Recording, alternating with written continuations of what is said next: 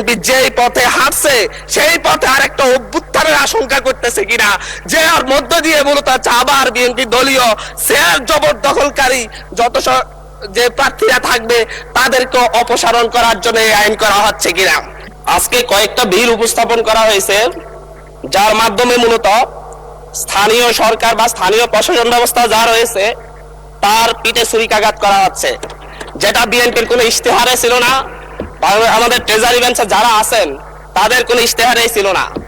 আমাদের বিএনপি দলীয় যে ইশতেহার ছিল 31 দফা, 31 দফার 20 নং দফায় ছিল যে হচ্ছে মৃত্যু কিংবা কোন দণ্ডে দণ্ডিত হওয়ার আগ পর্যন্ত কোন সিটি কর্পোরেশন, পৌরসভা কিংবা স্থানীয় সরকারের কাউকে অপসারণ করা হবে না। আমি বলছি বিএনপির এই 31 দফা 20 নং দফা কি বিএনপি ভুলে গিয়েছে, নাকি মেজরিটি পাওয়ার, আলটিমেট মেজরিটি পাওয়ার মধ্য দিয়ে তারা আসলে আরেকটা আওয়ামী লীগ হয়ে ওঠার চেষ্টা করতেছে?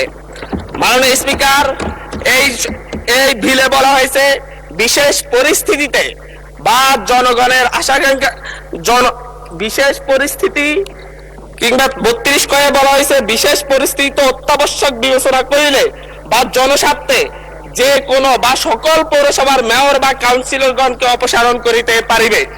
এই জায়গায় আমি বলতে চাচ্ছি মাননীয় স্পিকার, বিশেষ পরিস্থিতি বলতে কোনটি?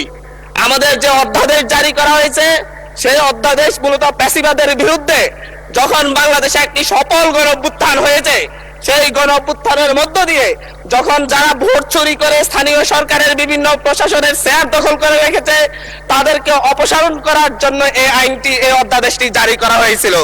বিএনপি কি বর্তমান সরকার কি বিশেষ পরিস্থিতিতে বলতে আগামীতে বিএনপি যেই পথে হাঁটছে সেই পথে আরেকটা অভ্যুত্থানের আশঙ্কা করতেছে কিনা, যে আর মধ্য দিয়ে মূলত আবার বিএনপি দলীয় শেয়ার জবরদখলকারী যত যে প্রার্থীরা থাকবে তাদেরকে অপসারণ করার জন্য এই আইন করা হচ্ছে কিনা।